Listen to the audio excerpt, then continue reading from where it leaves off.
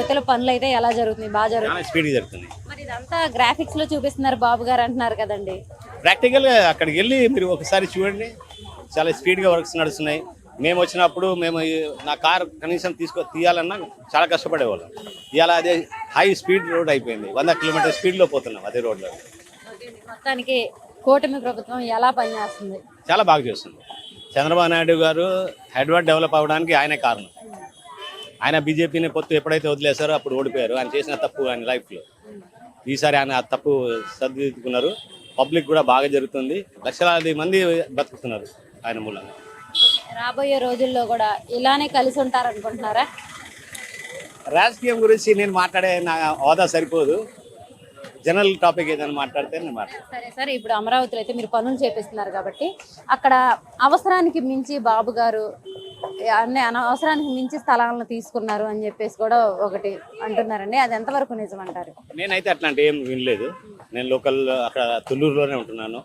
కిరాయి ఇల్లు తీసుకొని మా వర్కర్స్ వచ్చి మేఘాలో క్వార్టర్స్ ఇచ్చారు, అక్కడ ఉంటున్నారు. నేను అట్లాంటి ఏం లేదు. మరి అంతేకాకుండా అక్కడ చూసుకున్నట్టయితే వర్షాలు వస్తే మాత్రం అదంతా మునిగిపోయే ప్రాంతం, నీళ్లు ఎక్కువ వస్తాయి. అలాంటి చోట రాజధాని కడుతున్నారు. అది ఉపయోగం లేకోకుండా లక్షల కోట్లు ఖర్చు చేస్తున్నారు అనవసరంగా అని చెప్పేసి కూడా చాలా వ్యాఖ్యలు అంటే మీరు ఫోన్లో కానీ చూసే ఉంటారు. దానికి ఏం చెప్తారు మీరు? ఇప్పుడు మేము E6 road number E6 Chandrababu Naidu ఇల్లు కట్టుకుంటున్న రోడ్డు, హైకోర్టు టు అసెంబ్లీ ఆ రోడ్లో పనిచేసాము. రోడ్ ఏ హైట్ మినిమం 6 ఫీట్లు గ్రౌండ్ లెవెల్ నుంచి 6 ఫీట్ హైట్లో రోడ్ తీసుకుంటారు. సో 6 ఫీట్లు రోడ్ ఎప్పుడైతే హైట్లో వస్తుందో రేపు ఇల్లు ఏదైతే కడతారో న్యాచురల్గా ఇంకో 2-3 ఫీట్ల హైటే లేపు కడతారు. కట్టినప్పుడు ఇంకా 8 ఫీట్ల హైట్లో నీళ్ళు ఇంకా అందులో ఎట్లా నీళ్ళు పడుతుంది అంటే అది లోటస్ ప్రాంతం కాబట్టి ఎక్కువ ఖర్చు, డబ్బులు ఖర్చు ఎక్కువ, అంటే జనాల డబ్బు ఎక్కువ ఖర్చు చేసేస్తున్నారని చెప్పేసి. నేను నా ఏజ్ వచ్చి 64 ఇయర్స్ అండి. నా లైఫ్లో నేను ఇంత సిన్సియారిటీ, ఇంత క్వాలిటీ వర్క్ నేను చూడలేదు. ఎట్లాంటి కాంప్రమైజ్ లేదు, స్టీల్లో కాంప్రమైజ్ లేదు. ప్రతి దానికి చెకింగ్ ఉంటుంది ఎవ్రీ లెవెల్లో. ఎక్కడైనా ఈవెన్ చిన్న వైండింగ్ వైర్ తేడా వచ్చినా కూడా ఇంజనీర్స్ ఒప్పుకుంటలేదు. ప్రస్తుతానికి గవర్నమెంట్ బాగానే ఉంది. ఎందుకు బాగుంది అనుకుంటున్నారు?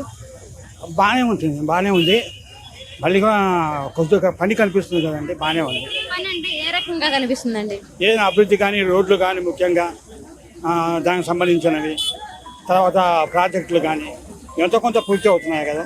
అది మరి ఇంతకుముందు గవర్నమెంట్లో ఎలా ఉందండి? అంటే అలా చెప్పకూడదు కానీ అంత ఈ ముందు గవర్నమెంట్లో పనులు లేవు కానీ ఆయన పంపకాలు బాగా చేశారు, ఈయన పనులు చేస్తున్నాడు. అది తేడా చేస్తున్నారు కానీ 2 చూస్తున్నాడు, ఆయన ఒకటే చూశారు పాపం. మరి నేను వచ్చిన తర్వాత 2 సార్లు పెట్రోల్ రేట్లు పెరిగిపోయినాయి అంటున్నారు కానీ విపరీతంగా పెరిగిపోయినాయి అంటున్నారు కదా. అది పెట్రోల్ రేట్లు మన చేతిలో లేవమ్మా, మీకు తెలుసు. అది కేంద్ర గవర్నమెంట్ ప్లస్ ఆయిల్స్ మనకు విదేశీ నుంచి దిగుమతి చేసుకుంటాం కాబట్టి దాని మీద ఇప్పుడు పెరగకుండా ఉన్నదే చాలా గ్రేటు. ఇప్పుడు వాళ్ళు పెంచినా మనం బాధపడాల్సిన పని లేదు. ఆయిల్ తగ్గించుకోవాలంటే ఏంటంటే ఇక్కడ కూరగాయలకి పాలకు కూడా 4 అడుగులు ఉంటే స్కూటర్ వేసుకుని వెళ్ళిపోతున్నాం. అటువంటివి లేకుండా అవసరమైతే బండి తీసి అలా చేస్తే బాగుంటుందమ్మా. అంటే పెట్రోల్ రేటు పెరిగిపోవడం వల్ల అన్నిటికీ రేట్లు పెరిగిపోయే పని ఉంది కదా. పెరిగితే కదా మన ప్రశ్న, యుద్ధం తప్పదు కదా. మళ్ళీ యుద్ధం అయిన తర్వాత మళ్ళీ వాళ్ళే చూస్తారు. అందులో మోడీ గారు మన కోసం మాట్లాడి చేయొచ్చు కదా అంటున్నారు కదా. చెయ్యొచ్చు అంటే ఇప్పుడు మనం రేటు దిగుమతి చేసుకుంటాం, అది రేటు ఎక్కువ పడుతుంది, దిగుమతి రేటు. మరి మన రేటు ఎక్కువ పడినప్పుడు ఆయన ఎంతకాలం సబ్సిడీని ఇస్తాడు? సబ్సిడీని ఇచ్చినా జనానికి తెలియదుగా. జనానికి ఊరికే 10 రూపాయలు ఇస్తే తెలుసు కానీ సబ్సిడీ ఇచ్చారంటే తెలియదు. అందుకని ఆయన పెంచుంటారు అనుకుంటున్నాం. మొత్తానికి కూటమి ప్రభుత్వంలో అయితే ప్రభుత్వం నడుస్తుందండి. ఎలా ఉంది, ఇంకా ముందు రోజులు ఎలా ఉండబోతుంది, ఇలాగే కలిసి ఉంటుందా లేదా? కలిసి ఉంటుంది అనుకుంటున్నామండి. ఇలాగే ఉంటుంది, ఇంకా అభివృద్ధి చేస్తుంది అనుకుంటున్నాం సార్. బాగుంటుంది అనుకుంటున్నాం. ఒకవేళ కలిసి ఉంటే ఈసారి పవన్ కళ్యాణ్ గారికి సీఎం ఇస్తారంటారా? పవన్ కళ్యాణ్ గారు సీఎంస్ మీద ఆశ పెట్టుకోవాలి. ఆయన ఆల్రెడీ చెప్పాడు 15 సంవత్సరాల వరకు నేను పూర్తి మద్దతు ఇస్తాను, ఆయన పరిపాలన చేయాలి, కాస్త అనుభవం ఉంది కాబట్టి ఆయన దగ్గర ట్రైనింగ్ నేను తర్వాత సీఎం అవుతాను అన్నాడు. ఆయన అన్నమాట మీద నిలబడే మనిషి. పదవి కోసం ఆయన పార్టీ పట్టలేదు. ఒకవేళ బాబు గారు కనుక రిటైర్మెంట్ తీసుకొని చిన్న బాబు ఎవరైతే ఉన్నారో లోకేష్ గారికి సీఎం ఇస్తారంటారా? అది కూడా కష్టమైన ప్రస్తుత పరిస్థితి. అంటే చంద్రబాబు నాయుడు ఆ పని చేయడు, ఆ సాహసం చేయడు. ఆయన నెక్స్ట్ కూడా సీఎం అవుతాడు. ఆ తర్వాత సంగతి అండి. ప్రస్తుతం అయితే 2029 కూడా ఆయనకే ఇస్తారు. మోదీ కానీ పవన్ కళ్యాణ్ కానీ ఆయనకే మద్దతు ఇస్తారు. అంటే ఫస్ట్ ఎక్స్పీరియన్స్ ఉంది ఆయనకి, కాస్త కూర్చో. మరి అమరావతి రాజధాని అవడం ఎలా అనిపిస్తుందండి? అమరావతి రాజధాని బాగుందండి. నిజంగానే బాగుందండి. ఎందుకంటే ఆల్రెడీ విశాఖపట్నం డెవలప్ అయింది, డెవలప్ చేయాల్సిన పని లేదు. కానీ అమరావతి ఆల్రెడీ ఇప్పుడు అవుతుంది కాబట్టి డెవలప్ అవుతుంది. ఇక్కడ వాళ్ళు కూడా కొద్దిగా బాగుపడతారు. ఆయన అమరావతి ఒకటే కాదండి, అమరావతి, విశాఖపట్నం, కర్నూలు మొత్తం అన్ని డెవలప్ చేస్తున్నారు. పేరు అమరావతి అని పెట్టారు, రాజధాని అంతేనండి. ఓకే అండి, మరి అమరావతి అని పెట్టారు, మరి అయినా సరే జగన్ గారు మావి గన్ అంటున్నారు కదండి. ఏమండి ఇప్పుడు ప్రతిపక్షంతో ఏదో ఒక ఆరోపణ చేయాలి, లేకపోతే వాళ్ళు ప్రజల్లోకి లెక్కలోకి రారు. కనీసం గుర్తింపు ఉండాలి కాబట్టి ఏదో ఒకటి చెప్తుంటారు. అవి సూటబులమైన మంచివి తీసుకోవాలి, చెడుగు వదిలేయాలి అంతే.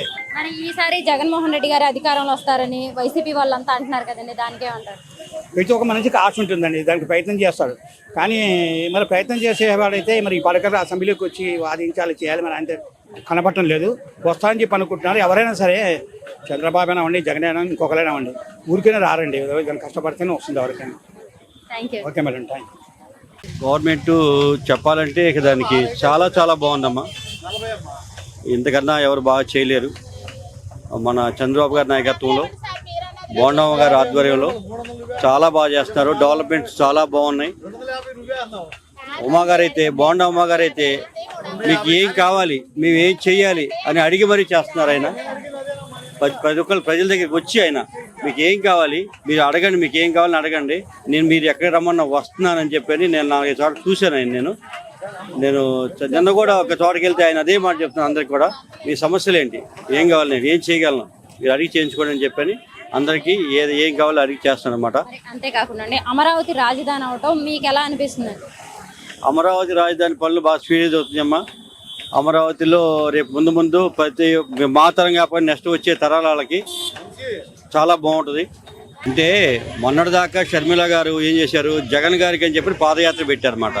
అన్నా చెల్లెలు బాగున్నంత వరకు ఒకటే, ఇవాళ ఇద్దరికి తేడా వచ్చింది కాబట్టి ఉద్దేశంతో ఆయన విమర్శిస్తుంది. ఆ రోజు అదే అన్న కదమ్మా, ఈ రోజు కూడా అదే అన్న కదా. మరి ఇవాళ కొత్తగా ఏం మారిపోలేదు కానీ ఫస్ట్ నుంచి ఆ నేచర్ అలా ఉంది, అలాగనే ఉంటుంది అన్నమాట. ఆయన మారడు, ఆయన మారితే బాగుంటుంది అందరికీ. అన్న గురించి విమర్శిస్తున్నారు, వాళ్ళ కుటుంబ కలహాలు, అది అర్థం కాని విషయం కదా.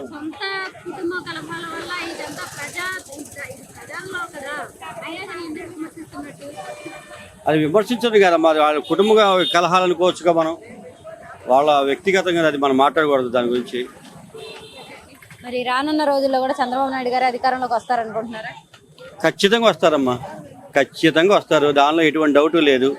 ఇంకా 3 టర్ములకు మాత్రం ఖచ్చితంగా బాబు గారే ఉంటారు, ఆ పాలనే ఉంటుంది.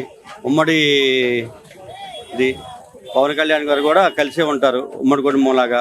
దానికి మోడీ గారు సపోర్ట్ ఉంటుంది ఎప్పుడు కూడాను. ఎందుకంటే అందరూ నలుగురు బాగుంటారు వాళ్ళు ఉండటం వల్ల.